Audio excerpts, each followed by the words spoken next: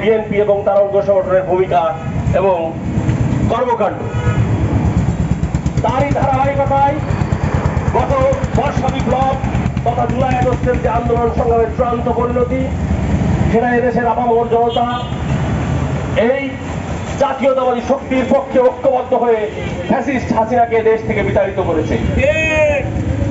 আপনারা জানেন, শহীদ প্রেসিডেন্ট জিয়াউর রহমান স্বাধীনতার ঘোষক, রণাঙ্গনের মুক্তিযোদ্ধা, সরাসরি যুদ্ধ অংশগ্রহণকারী এবং বাংলাদেশের আপামর জনতার হৃদয়ের স্পন্দন শহীদ প্রেসিডেন্ট জিয়াউর রহমান। শুধুমাত্র আবেগের বশবর্তী হয়ে এবং ভুলের উপর দাঁড়িয়ে আপনারা এই শহীদ প্রেসিডেন্ট জিয়াউর রহমানের ছবি অবমাননা করবেন, এটা বাংলাদেশের জনগণ কখনোই মেনে নেবে না। আপনারা তারেক রহমান তার দীর্ঘ রাজনৈতিক জীবনে এদেশের জনগণের মনে আস্থা করে নিয়েছেন।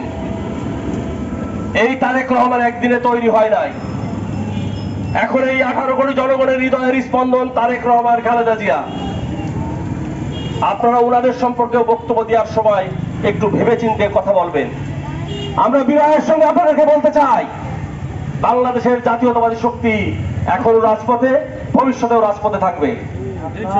একটা সুষ্ঠু গণতান্ত্রিক প্রক্রিয়ার নির্বাচনের মাধ্যমে এই দেশে বাংলাদেশ জাতীয়তাবাদী দল তথা তারেক রহমানের নেতৃত্বে, খালেদা জিয়ার নেতৃত্বে এই দেশে সরকার গঠিত হবে।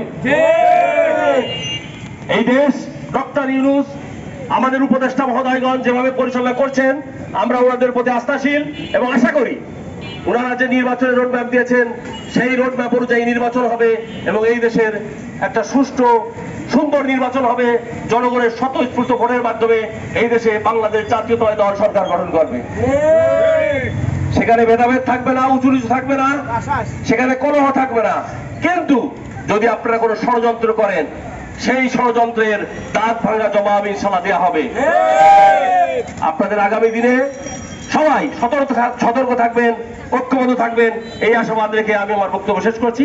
ধন্যবাদ সবাইকে।